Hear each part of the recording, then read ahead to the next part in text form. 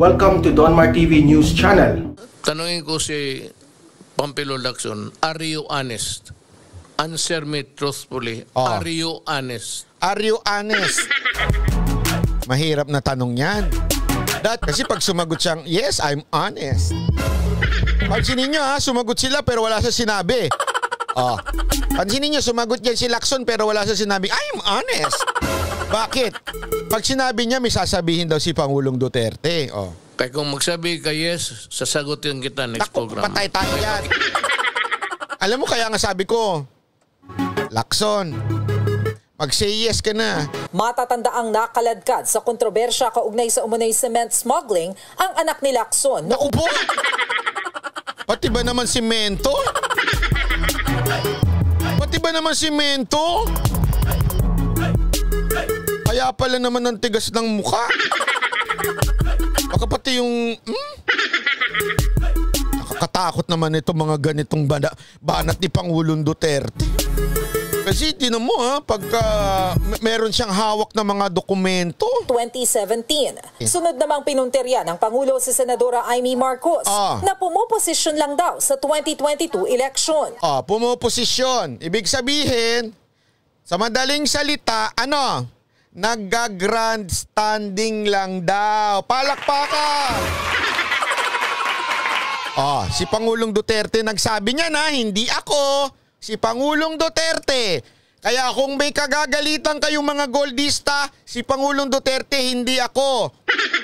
Pumoporma lang daw yan si Senator Amy. Bakit? Gusto kasing maging vice yung kanyang kapatid. Ang tinutukoy ni Pangulong Duterte talaga dito na hindi magets nung iba, lalo na yung mga mainstream, si Amy. Ang ibig sabihin ni Pangulong Duterte dito ay si BBM po. Ay, may ganito ang laro niyan Laro ni Amy. Laro, ang term na ginamit, laro. Pinupuntahan niya si Mayor Duterte sa Davao. Hoping na kung magtakbo yun, siya ang maging busy. Hindi naman tatakbo. Sabi niya, hindi daw tatakbo. Sabi ni Pangulong Duterte, hindi ako nagsabi, wag mo kayo nagagalit sa akin. Sinasabi ko lang, inuulit ko lang sinabi ni Pangulong Duterte, hindi daw tatakbo yung anak niyang si Mayora.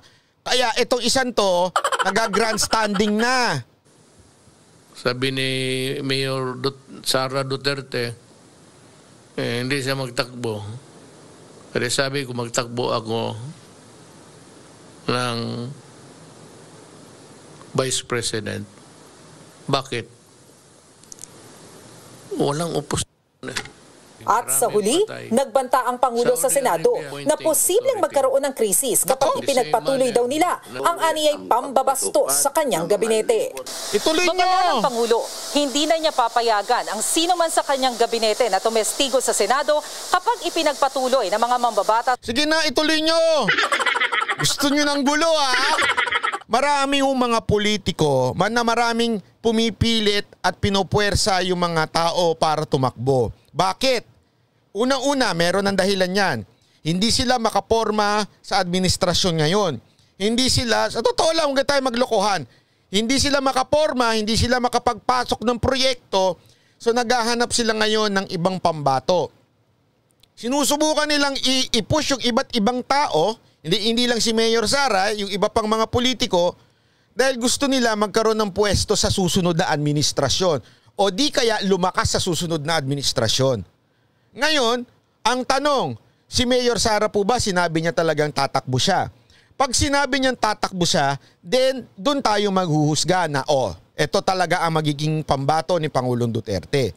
Pero as of now, we are talking about now, the President is saying, hindi tatakbo ang kanyang anak at ako ang tatakbo.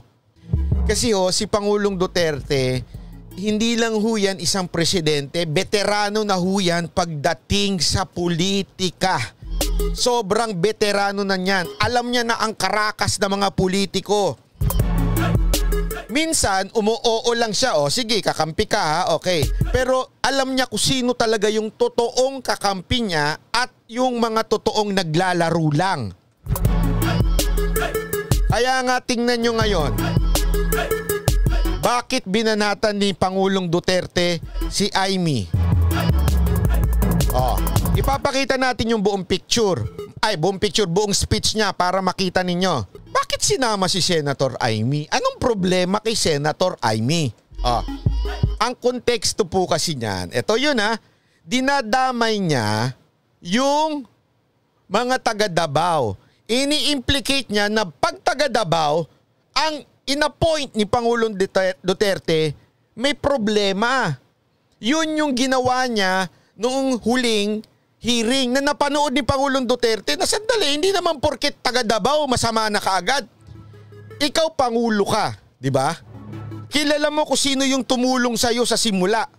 Kilala mo kung sino yung mga loyal sa'yo. Ibig sabihin, hindi ka pa presidente, tinutulungan ka na. Hindi ka pa presidente, tapat na sa'yo to. Kaya nung naging presidente ka, ang gagawin mo, tutulungan mo ito dahil alam mong tapat sa'yo to. Hindi ka lolokohin ito. That is normal. Kaya nga sinasabi niya, di ba, although ang pangit lang na term na ginagamit ni Pangulong Duterte, yung utang na babayaran. Obvious ba eh? Ngayon, ang kini-question ni Amy na bakit yung mga taga Davao. Bibigyan ko kayo ng halimbawa na kini-question niya na bakit mga taga Davao daw. I am undersecretary. Then I was designated only as OIC during the time, which usually dapat ang ma-appoint is executive director. But the di ba medyo nag-object, medyo controversial that you had two posts at the same time? Nag-object ang WEA dyan, di ba? Yes, Mr. Chairman. That was a situation. Medyo irregular yan, di ba? Yes, Mr. Chairman, because anong position yung nahawakan mo in spite of their objection? Malakas po ba talaga kayo? Hindi po. It was the Secretary of DBM. Sinasabi niya dito na, di ba, ilang beses sinasabi ni Pangulong Duterte that there is no corruption. Dito pinalalabas si Senator Amy na napang-init ng ulo ni Pangulong Duterte. Malakas ba talaga kayo? Ganun ang pinapalabas. Ito pa, next. Taga Davao din ito. OIC, Uwayan. When did you join government? Government, I joined way back in 2007 or 8 as an inspector for the City Engineers Office of Davao. I see. When did you join the DBMPS? You said 2020? Yes, June 29 of 2020. You came following the exodus of Yusek Lau, Yusek or Admin Head for Finance, Christine Suntay, as well as Attorney Warren Leung. Is that correct? That is not. Ayan. So yan ho yung sinasabi natin na kini-question ni Senator Amy yung mga taga Davao. Ganito lang ho kasimple ho yan. Si Pangulong Duterte na nagsabi, ito yung mga tao ko. And I'm assuring you, paulit-ulit niya sinasabi, I'm assuring you na walang ninakaw yan dyan.